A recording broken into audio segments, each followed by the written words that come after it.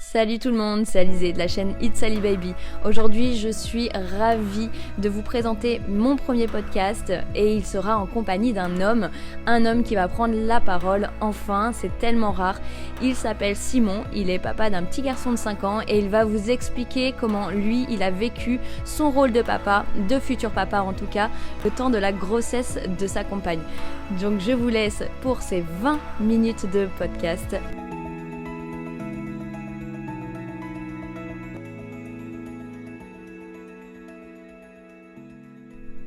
Salut Simon. Salut. Aujourd'hui, tu nous rejoins pour discuter du rôle du papa pendant la grossesse. Exactement, avec plaisir même. Ok, super, on est ravis aussi.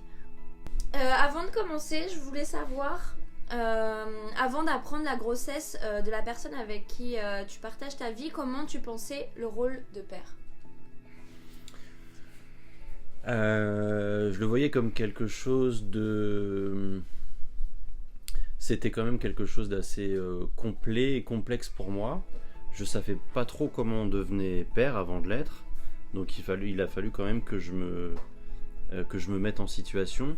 J'avais pas forcément de vision, si ce n'était si ce n'est la vision des hommes que j'ai pu avoir dans ma vie, quoi. Donc c'est-à-dire me calquer sur le père que j'avais moi. Mais j'avais pas forcément de vision prédéfinie de ce que c'était que le père. Tu te voyais père ? Je me voyais père, ouais. Je me voyais père. Moi, je me suis toujours vu père. Grâce à ton père ou juste par ta propre... Par ma propre façon de concevoir les choses. J'ai toujours su que j'étais père, comme quelque chose que j'avais au fond de moi depuis toujours, en fait. Oui, parce que ça, sur d'autres références, d'autres hommes, c'est pas forcément quelque chose qui semble inné et instinctif. Non, ouais. Alors que moi, j'ai l'impression d'avoir ça au fond de moi depuis toujours. J'ai toujours su que j'allais être papa et j'ai toujours su que j'allais pouvoir gérer un enfant. Mais tu n'as pas projeté forcément de te dire comment il faut être père. Non. Donc toi, l'idée de père, c'est pas forcément un concept que tu as dû apprendre. C'est Non. Quelque chose qui était inné. Ouais, c'était Okay. quelque chose au fond de moi, ouais. Ok. Et donc, lorsque tu l'as appris, Ouais. comment tu t'es senti ?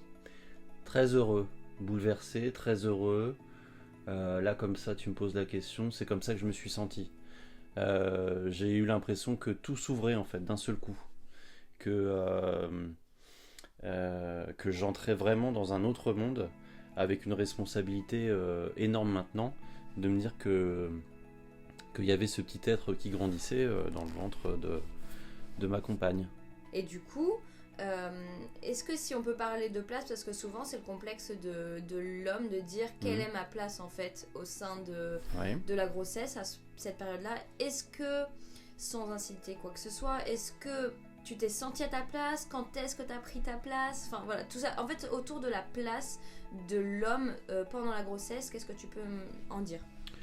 Je me suis senti à ma place rapidement parce que c'était pas quelque chose qui était...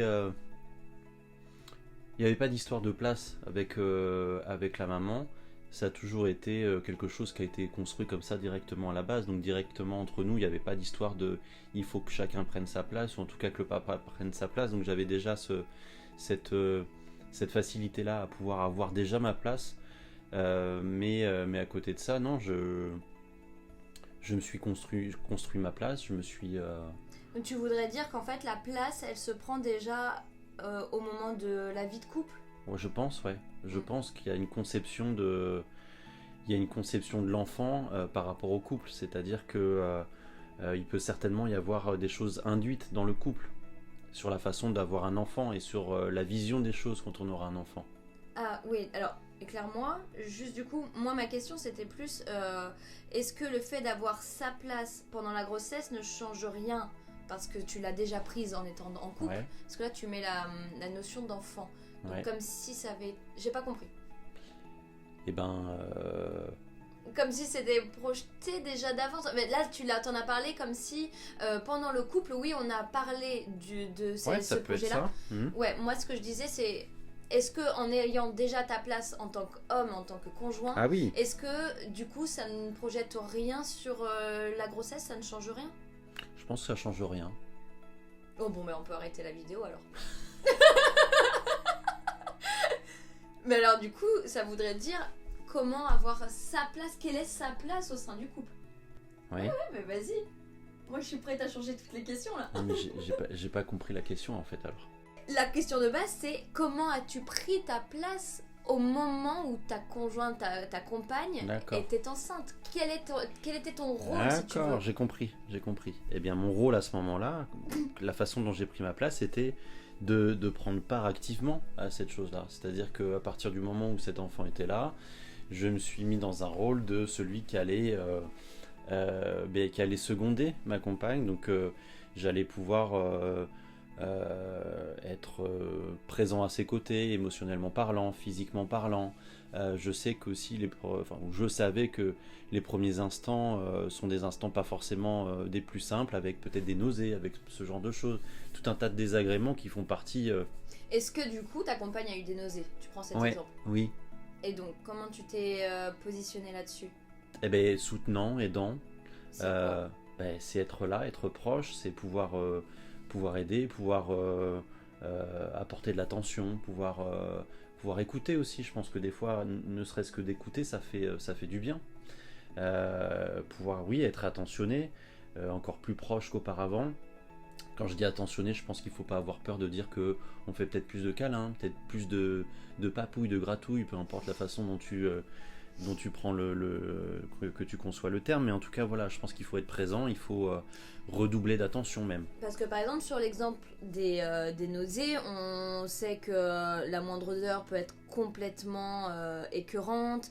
Y a vraiment des critères qui rentrent en ligne de compte qui sont vraiment compliqués au quotidien.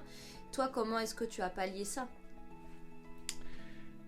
Par exemple, quand il y avait un poêle dans la maison, un poêle à pétrole, par exemple, je savais que pour couper le poêle à pétrole, il fallait que je sorte le poêle de la maison avant de le couper, parce que je savais que le poêle à pétrole et l'odeur de pétrole qui s'en dégageait allaient incommoder sérieusement. Donc j'ai mis tout un tas de choses. On parle sur des nausées de compète là.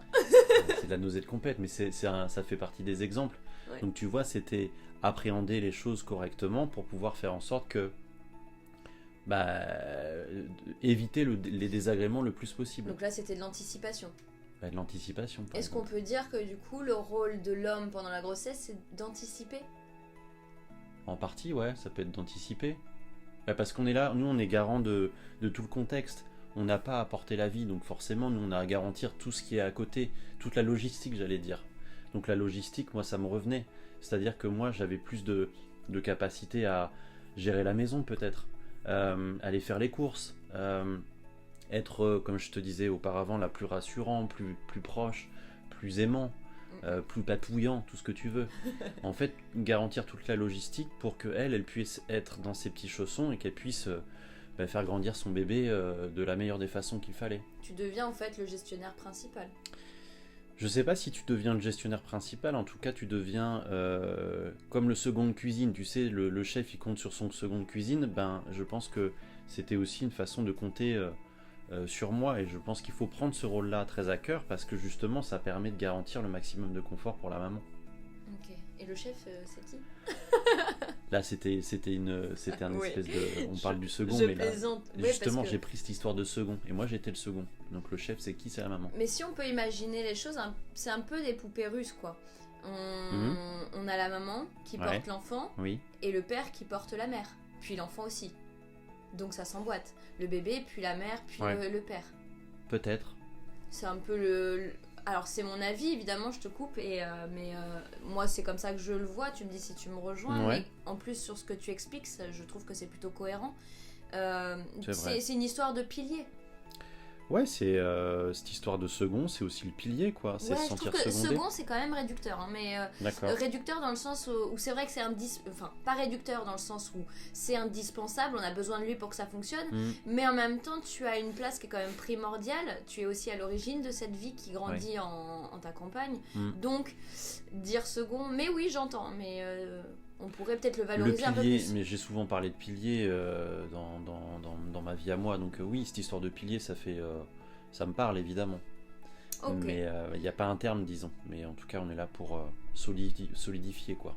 Donc à travers tes interventions, ta présence, tu t'es senti comment? je me suis senti à l'aise, je me suis senti utile, évidemment, parce que pour toutes ces raisons-là, c'est-à-dire que moi j'ai pu garantir la vie autour de la vie. C'est beau comme formule, ça. Waouh. Ça va être la citation. Je pense. On va le mettre en titre de ton podcast. Garantir la vie dans la vie. Non, mais c'était ça, quoi. C'était apporter le maximum de confort et je me suis senti utile à ce moment-là. C'est-à-dire qu'il fallait que... De toute façon, il fallait que je me sente utile pour pouvoir prendre part à toutes ces choses-là. Il s'agissait pas juste de faire un enfant et de procréer juste à l'instant où tu procrées. C'est-à-dire qu'il fallait aussi être sur tout l'après. Et comment moi je m'investissais dans ce qui se passait dans le ventre de ma compagne, c'était prendre part à toutes ces choses-là, toutes ces choses autour d'elle. Okay. Et quelque part, ça pourrait faire part de ta préparation, oui, mais d'une préparation au devenir de père. Ah oui, ouais, complètement, oui. C'est s'investir dans la vie, il n'est pas encore là, mais d'une certaine façon, il est encore là. Je ne l'ai pas dans mes bras, mais je l'ai dans le corps de sa maman. Et donc, je suis là, j'essaye de faire des choses pour sa maman, mais donc forcément pour lui. Tout ce que je faisais au quotidien pour l'aider elle, c'était l'aider lui, d'une certaine façon. Parce que certains hommes se sentent frustrés quelque part en se mettant de côté. Il y a une histoire de frustration de ne pas pouvoir vivre de l'intérieur physiquement cette grossesse. Est-ce que toi tu l'as ressenti ? Et si oui, comment ? Pourquoi ? Non, je ne l'ai pas ressenti parce que justement il y avait cette espèce de symbiose et cette espèce de choses qu'on avait, une espèce de pacte, c'est peut-être un peu fort, mais en tout cas où chacun avait sa place et où elle m'avait donné ma place aussi et où elle attendait beaucoup que je prenne cette place aussi. Donc je pense que à la base... Elle en avait parlé ? Ouais. Oui. C'était quelque chose de logique, de normal, c'était dans la suite des choses. Et c'est peut-être là que tu voulais dire par rapport au couple, c'est peut-être aussi en amont. Oui, c'est ça. Voilà, la communication qui est établie dans le couple pour ce projet qui est le bébé. Oui. Donc c'est primordial, on est d'accord, la communication. La communication est primordiale. Ça incluait quoi donc, dans cette communication de projet ? Ça impliquait qu'on puisse se dire les choses, je pense franchement, qu'on puisse parler de ce projet-là, que ça soit pas quelque chose... Je peux comprendre que, et puis il y a des fois dans certaines familles, c'est pas travaillé, ça vient comme ça, mais en tout cas cette fois-ci pour moi, et en tout cas là, quand je suis devenu papa, c'était quelque chose de travaillé, donc il y a eu toute une conception des choses pour concevoir la vie. Donc si tu devais un peu définir ces 9 mois de grossesse, comment tu dirais l'avoir vécu ? Je dirais qu'il a fallu que... C'est passé par plusieurs étapes en fait. Il a fallu que je prenne conscience que j'allais être papa, ça on en a parlé. Ensuite il a fallu que je devienne papa dans l'émission du quotidien. Et puis ensuite je suis devenu encore plus papa quand j'ai entendu son cœur, que j'ai senti encore plus sa présence. Donc entendre le cœur pendant quoi ? Les échos ? Pendant c'est des Doppler, tu sais, ouais. on met un espèce de capteur sur le ventre de la maman. J'imagine que tu connais ça par cœur. Ouais, un petit peu. Mais merci, tu peux nous faire un Doppler, c'est quoi ? Comme ça, les papas qui nous écoutent... Un Doppler, c'est une espèce de petite... je sais pas comment on peut dire, un dispositif qu'on met sur le ventre de la maman et qui amplifie les contractions du cœur, les battements du cœur, et donc c'est un espèce d'amplificateur du son des battements du cœur.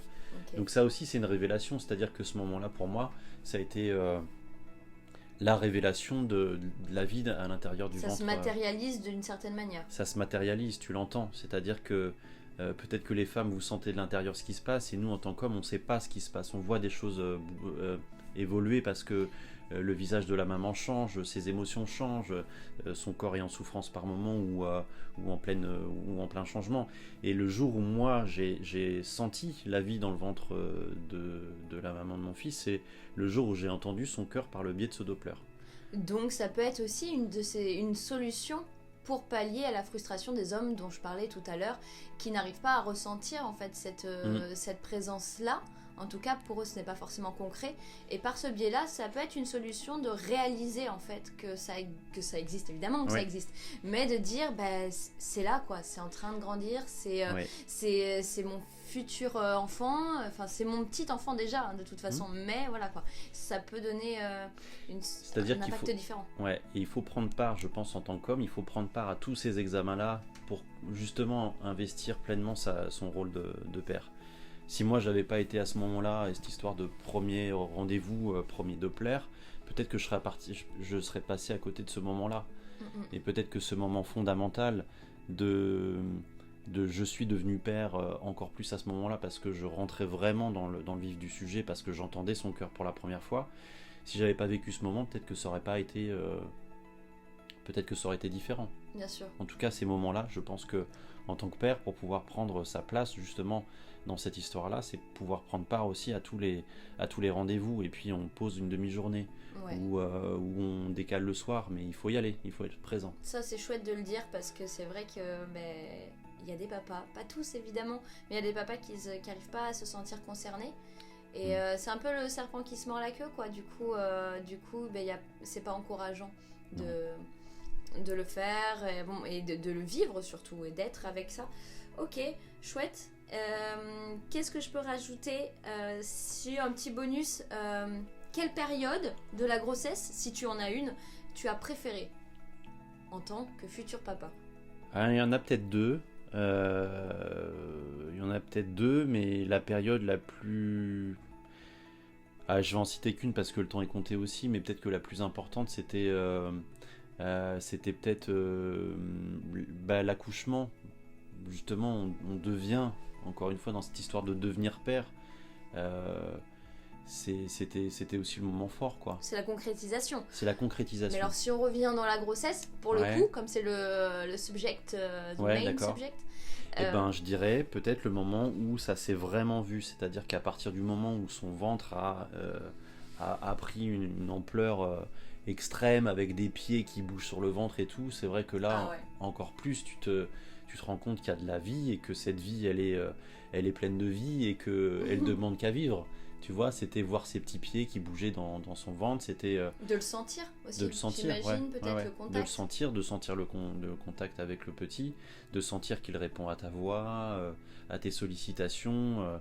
Je me rappelle que quand je posais la main sur son ventre, il y avait des réactions aussi. Donc évidemment, plus c'est interactif, je pense qu'en fait c'est ça, quand c'est interactif, on prend plus notre part, nous, en tant que papa. Ok. C'est bien, c'est beau. Et en conclusion, si tu devais donner un mot au rôle que tu as pris durant la grossesse, ce serait quoi? Un mot pour définir mon rôle. Oui. Encadrant. Ok, encadrant. Très bien. J'espère que ça va pouvoir en inspirer plus d'un. J'espère. En rassurer aussi plus d'un. Parce que je sais que certains sont un petit peu paumés, et c'est normal d'être paumé. D'ailleurs, on en parlait juste avant de commencer le podcast. Tu m'as dit ce serait bien si on pouvait en parler, si ces hommes-là pouvaient venir me parler. J'ai dit tu sais, c'est vrai que les hommes ont tendance à être fiers, et donc ne pas forcément se dévoiler, se mettre au grand jour, et surtout encore moins les craintes. Donc la conclusion, je sais même plus ce que je voulais dire. Je sais pas ce que tu voulais dire, mais en tout cas, je pense que justement, il faut partager. Oui, exactement, il faut partager. Et c'est super important de faire tourner cette information. Et les hommes aussi ont besoin de soutien, parce qu'on l'a dit, c'est un pilier, ce sont des piliers pour les femmes et celles qui portent la vie, leurs femmes. Donc, on a besoin de soutenir encore plus les hommes, je pense, si on veut que la vie... La vie devienne vie. Mais c'est un savant mélange en fait, c'est-à-dire qu'on est soutenant les uns avec les autres. Si les femmes soutiennent les hommes dans leur fonction de père et justement de cette espèce d'encadrant, nous on va se sentir rassurés de pouvoir être dans ces missions, et donc du coup on va être rassurant avec vous. Et c'est cette histoire d'être en symbiose finalement. Ouais, c'est valorisant de toute façon, puis c'est positif. Oui. Et voilà, et ce serait bien que ça se développe un peu plus, quoi. Les pères qui soutiennent les pères, parce que c'est vrai. Tu veux que je donne mon numéro de téléphone? Voilà, non, mais ce serait bien de peut-être créer une page, quelque chose. Je vais faire une hotline. Une hotline. Ça existe encore? J'ai un Minitel, si tu veux. Ok, eh bien, très bien. Ok, super. Eh bien, je te remercie Merci d'avoir beaucoup. répondu présent pour ce podcast sur quelle place prendre lorsqu'on va devenir père. Et je te dis à bientôt, pourquoi pas, dans Pourquoi pas. de nouvelles éditions, de nouveaux sujets. Et si les papas ont des idées, des suggestions, n'hésitez pas à laisser en commentaire vos avis, voilà, et il sera là pour répondre, j'en suis sûre. Il répond au nom de Simon. Allez, je vous dis à bientôt. C'était Alizée de la chaîne It's Ali Baby. Et pensez surtout à vous abonner s'il vous plaît. Et si vous avez aimé, lâchez vos likes, lâchez vos loves, tout ça, tout ça, tout ça. Allez, ciao. Merci, au revoir.